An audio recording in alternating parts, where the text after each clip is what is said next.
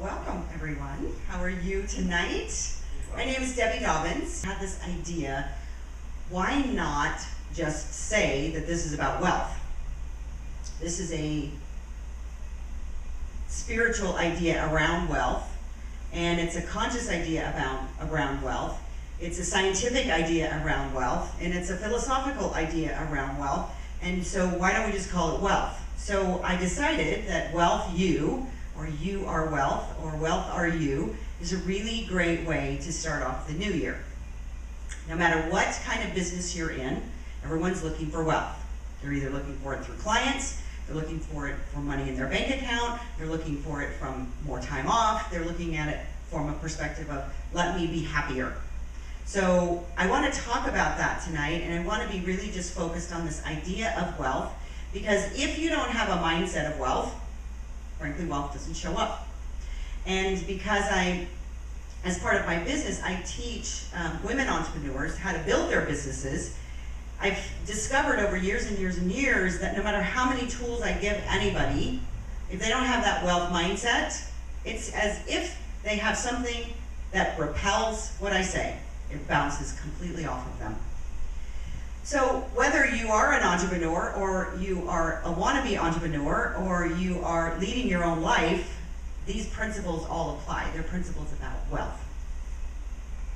And so what I wanted to do was take 52 weeks of every Wednesday of just focusing on wealth. And for anybody that wants to participate, to become proficient in wealth. Because wealth is just about learning how to be wealthy. And the idea is that the more you practice it, the better you become at it, right? People have this notion, I think it's so funny, sometimes I find myself awake at 3 o'clock in the morning. Does anybody else do that? And then the brain goes on. And I have decided sometimes that watching television is a good idea to put me back to sleep. And at 3 o'clock in the morning, I don't know if your television does this, but it's infomercial time. And there's so many times, even now, I mean, even during the real estate downcline, there was this conversation with people teaching you how to make money in real estate. And the idea behind making money in real estate on these infomercials is all about hype, and it's all about getting you excited, and it's all about telling you that you can make money overnight. The problem with that is if you don't have a mindset to make money overnight, those tools don't work. It doesn't matter if they're good or they're bad tools, because I'm going to tell you that they probably have good tools in some of those seminars, being, having that profession at one point in my life. The fact is, though, what you want to do is begin to create this mindset of wealth and become proficient in it. So if you become proficient in wealth, and the ideas of wealth, and the teachings of wealth, then you're going to be wealthy. And you know what? I can guarantee it. Now, the question is, do you want to do it? And before you answer, my next question is, do you want to stay focused enough to do it? Because this is like learning anything else. Learning about wealth, not how to make wealth. Because I could teach you 15 different gazillion ways to do that. As a matter of fact, you probably all have one, right? What's a way to make money? Tell me a way to make money. Wappa? Well, working. But what kind of profession could you make money in? Real estate. What kind of profession could you make? Any profession. I don't know. You can make money in, I can teach you how to make money in anything, right? That's not the problem. The problem is that people have all these excuses about why they don't make money. So maybe that's an easier question for me to ask you. What are the excuses why? You don't even have to tell me yours. Tell me somebody else's, because it's so easy to see other people's excuses, right? Tell me an excuse why people don't make money, Waka. You have to work hard to make money. Why do people not make money, Devin? Self-worth. Self-worth. Why don't they make money? No ideas. No ideas. What else, Pete? Why don't they make money? They're not motivated to. They've got all their excuses from their past. Right. They got all these excuses, right? We can make a list of excuses from I'm not good enough, I'm not old enough, I'm too old, I'm too fat, I'm too skinny, I don't have an education to do what it is in my business. And the fact is that all of those excuses, every single one of them, somebody else took the same excuse and did something else with it, like made money. So I want to talk about this idea of a wealth consciousness and being proficient in it by starting the conversation of how your brain actually works. Because I'm going to tell you, I am so into science. I heard this guy, Dan Coyle, that I'm going to talk about. He wrote a book called The Talent Code. I saw him speak at a real estate seminar. Now, these are real estate agents. They're all mostly A personalities. And he started talking about science. Now, I was on the edge of my seat because he's talking about the science of the brain and how we work. And I'm like, I'm all in. And these people are falling asleep. They're leaving the room. I go, what is wrong with you? This is meant for you. But the thing is he wrote a book called The Talent Code. If you want to know more about how the brain works, I highly recommend this book. And what he did was, he's actually a journalist, and he visited what he calls talent hotbeds. So he went around the world visiting classical musical academies, tennis training camps, sports camps, art and music places, math, etc. And he came up with a very unique conclusion because he discovered some cutting-edge neurology of how the brain works. Now, you probably already know this, but I'm going to put it in terms of neurology because we've been habitually hit over the head by the word habits. Everybody's got habits, right? And that's why we can't do what it is that we do, because our habits are keeping us stuck where we are. Well, you actually get those habits for a very specific reason. And I'm going to tell you how that works. But what he also discovered is that there is a specific way that creates these amazing, talented people in these hotbeds. So he went around the world and found these places that are just like rubber stamping people out of there to be the most amazing tennis stars, the most amazing musicians, the most amazing artists. And he couldn't, at first he didn't know why, when he went there, they could do it so quickly because they had a direct focus. But what he concluded was that there's 3 principles that create success in whatever it is that you're doing. One is deep practice. Now, everyone's always heard this idea of practice. You gotta practice, you gotta practice, you gotta practice. And first of all, you're probably thinking, well, how do you practice well? And I'm gonna tell you that in a minute. Deep practice, though, isn't that rigid practice. It's a very specific type of practice that is very slow and very methodical.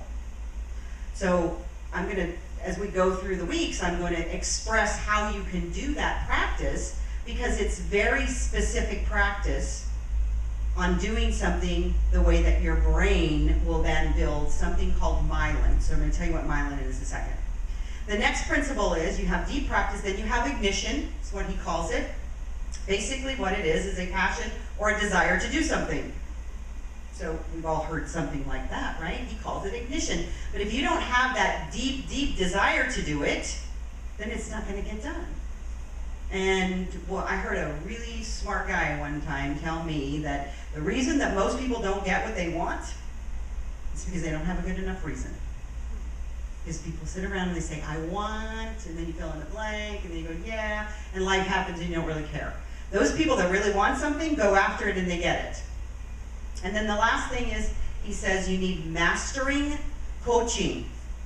This is the awesome part. Because every single one of these hotbeds had coaches that weren't afraid to give feedback to correct when the athlete or the musician or the math person was doing it not perfectly.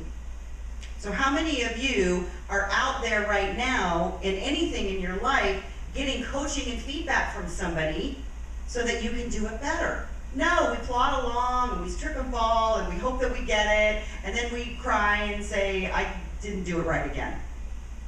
And one of the reasons that we don't do it right again is because we programmed this with this amazing stuff called myelin. And so if you read the book or you even go on the internet and uncover what myelin is, it's this, it's a cellular component. So everyone's heard of the word or the phrase synapses, when your synapses fire, right? You have little cells in your brain and they're talking to each other. And when they say, when something happens, one cell fires and it says to another cell to do something, which is all connected to your nervous system, and then it takes your body to do something. Well, what happens is, When you create myelin, if you look at a little picture of these cells, it looks like little sausages. So it's wrapped like little sausages. So from point A, and these are really small points, you know, obviously in your brain, but I'm going to use a big example like this. So you tell yourself, money is the root of all evil. You know, that's the message you got, right? And you got it when you were little. And then every time that money comes up, instead of going to the next spot where it's going to fire, it skips. It goes over to the next spot because the sausage helps it jump like it's a long jumper in the Olympics. So what happens is, if you learn something new and you do it this specific way, then you build myelin really fast, and you can do it really well, and you can learn it really fast if you're doing the practice the way that he suggests. So he's got, you know, golf people, tennis people, dancing people, all of these people that they study were able to be incredibly talented at what they're doing because, as he's researched in the neurology, of this myelin effect. So what does that got to do with wealth? Well, if you study myelin a little bit more, what you find out is that the myelin in your brain, most of it is produced from the day that you're born to the age of 14. So now, it's perfect sense about why you're programmed to do what you do based on the time when you were 1 to 14. And what happens is, all that got programmed in there of, oh, it's not okay to make money, or if I make money, then, you know, I might be the only person in my family to make over $40,000, I can't do that. And so there's all of these messages that were sent in there. We're going to talk about those, and I don't want to get into all those messages at this point, but I can assure you that whatever was going on between the age of 1 and 14, you drug it all the way up here to 40, or 30, or 70, or wherever you happen to be, and you practice it some more. Because it doesn't take that linear truck anymore. It jumps from here to here. And that's why, if you have these moments of deep practice, you have an ignition, and then you have somebody giving you feedback constantly, then you get to focus on it and you become proficient in prosperity or wealth, or this whole idea of creating the life that you want. So I want to start by having a working definition about what the word wealth means. Because a lot of people come into the conversation and they have all these ideas about what wealth means to them. So Mark, we've already talked about it, and I'm not going to pick on you. Pete, what do you think of when you think of wealth? What does that mean, or what does that conjure up for you? Well, to most people it'll mean money, but you're going to have your inner spirituality. If you don't have personal wealth, you're not going to have monetary wealth, even if you have a lot of money. Right, okay. So wealth is simply an abundance of resources, whether spiritual or physical or material. Right, okay. Stephanie, what does wealth mean to you? It means freedom. Freedom. Freedom of choice. Right, A lot of choices. right, freedom. So the word wealth actually comes from an old English word well, W-E-A-L. And that word is defined as well-being, prosperity, and my favorite, happiness. Right? Isn't that all we all want, is to be happy anyways? If we think about it, the car makes us happy, the kids make us happy, well, some kids make us happy. The big house makes us happy, all of those things that money buys. The TH on wealth means a condition of. So wealth literally means a condition of well-being, prosperity, and happiness. Well, that's great. So what does that mean? We don't need money? Well, no, but I want to keep this a conversation about wealth and prosperity because, as you said, wealth comes from a lot of different places. And most of all, it comes from happiness. And they say that money can't buy you happiness, but happiness can draw you wealth, which is really cool. So think about happiness for a second. What the heck is that? What makes you happy? What makes you happy? Being healthy, Being healthy? surrounded by loved ones. Devin, what makes you happy? Yeah, contentment. Contentment. Mark? So Okay. Yeah. So an interesting statistic, and I invite you to watch this TED Talk. One of the things that makes me happy is to watch a TED Talk a day. It's like taking a great pill. Because their motto is thoughts I'll let you find it out because just go to TED.com. But there was a woman that did research on body language. She's a cultural psychologist. And what makes people happy. And the fact is that you actually can do stuff with your body. You don't need money to be happy, by the way, just FYI. But that you can actually create happiness in your own experience through what? This thing, right? We all think it's going to be from the outside in and it's from the inside out. The fact is, though, the happier you are, there's also, we can do scientific research on anything these days. There's research that shows the happier you are, the more people want to give you money. They've actually done that study. So, what's the key there?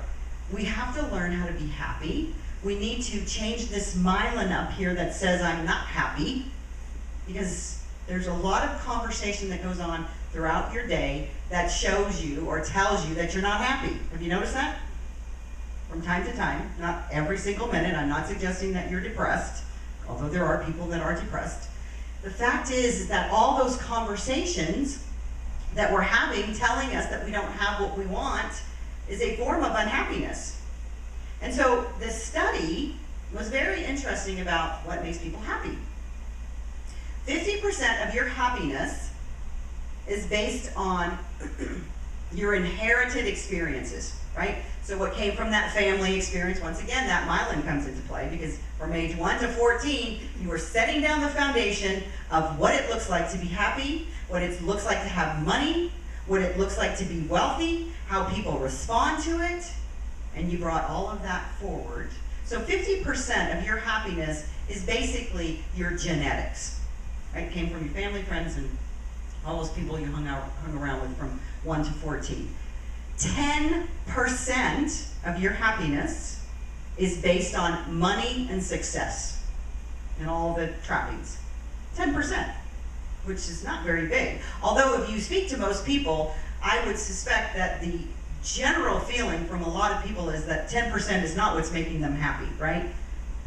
So the 40% that's left, where does that come from? You. And how you intentionally show up in the world. So to me, that's good news. 40 out of the 60%, I got control over. Now I might not have 10% over the money part at any given time. You can, depending on what you're doing and what your mindset is. Although 40%, I've got complete control over of how I show up every day to be happy because of my intentional choices moving forward. So I think that's pretty good news. So what do we do with all of that information? Well, this wealth component, this idea that you become proficient in wealth, is that you decide that you are going to follow the learnings. And I think, I don't know if I wrote it down. Dan Coyle says, greatness isn't born, it's grown. So what you do is you grow your own wealth consciousness so that you bring more wealth into your experience, whatever that wealth for you looks like. Because wealth, as we just discovered, is not about having more and more and more money. It's about having the experiences that create the happiness for you. And then as you do that, you actually create more wealth to come into your experience. If you're in business, those qualities attract clients. Magical, right? Have you ever noticed that when you're really on a good day when you're in business and you go someplace and you can't do anything, like you're beating the clients off with a stick? How many of you ever had that experience? You walk in a room and it's like, I can't get them off of me. And if you think about it and reflect, it's about you and who you showed up as that day. So when we build this wealth consciousness and you understand this concept of how myelin works, that your brain chemistry is designed by you. So even though you've created that myelin in there now, that doesn't mean that you can't recreate new myelin. It's just that you have to follow the course that I just shared with you. So on these Wednesday nights, it is the intention that we begin to focus intensely on building wealth for you. And because I teach this, I decided that this would be a really great opportunity to just give this information for free. I'm not here to sell anything. I'm not here to get you to join a club. I'm here to be of service every Wednesday night for 52 weeks, unless I happen to be in Mexico or I get married or something. So the idea behind it is that for 1 hour, we're going to focus on a particular topic when it comes to wealth and your mindset. And I want, by the end of at least 3 months from now, I want 100 people sitting in here so that we can build a consciousness that brings back the idea of wealth in our community and in our world.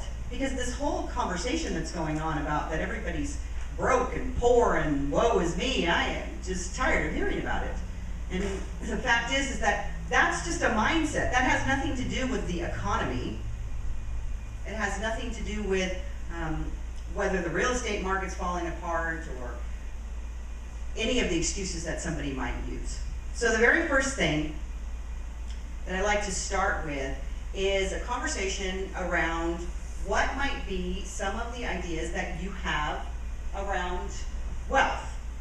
And what I'm going to ask you to do, and this is going to be a little bit interactive, so if you're afraid of those kind of activities, then this will be a great opportunity for you to be courageous. What I'm going to do is I'm going to ask you to begin to reflect, because what happens is if you reflect on what it is that happened for you when you were 1 to 14, you begin to reflect on some of the ways that you think about money or wealth in this particular moment.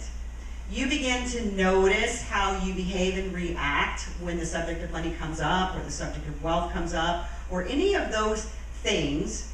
They happen for you. Those are just perfect opportunities to observe what's going on for you and then say, that's interesting. Do I like that or do I want to change it? Because I suspect that whatever you learned in that 50% of genetics that you have may not be serving you to its highest potential. Most people that I run into, it doesn't. They got some message, whatever that message happened to be, and now they're coping with it because the message was just the message, and you did the best you could at that particular point. And what happens is when I work with my clients, we always go back to your first initial conversation with yourself and pay attention to what things you might have learned back then. But the first thing I want to do is I want to take your abundance quotient. So this is a quick little 30 question. Okay, so what we're going to do is, Jeanette, if you would come over here because I'm putting you in triads. And Meryl, if you, and Devin and Wafa, and Stephanie, I'll just sit with you, and Lenore, if you would just come and be in a group over here, and then we'll just have that. So what I'd like for you to do is, with your group, I want you to just share some of the insights that you had about just looking at this quotient, about where your wealth quotient, your prosperity quotient is, an insight that you might have had just by filling that portion out, and what it is that you feel like is the biggest challenge that you have in overcoming any of the ones that were a 1 or a 2, okay? So number 1, what is an insight that you might have had, and what is the biggest challenge that you have with any of the items, just pick one, that you marked as a 1 or a 2, okay? Anybody need further instructions on that? Okay. So the purpose of the interaction will always be for you to get information. And the more information you get and the more feedback that you get, remember I said part of the 3 criteria are the practice and the ignition and the mastering coaching. I love that terminology. It's not master coaching, like I could coach you, and yet mastering coaching is about getting information from people that are on the same path as you. That's why I am envisioning that this group is 100 people, because with 100 people in this room, bring your friends, you get feedback from more than just me.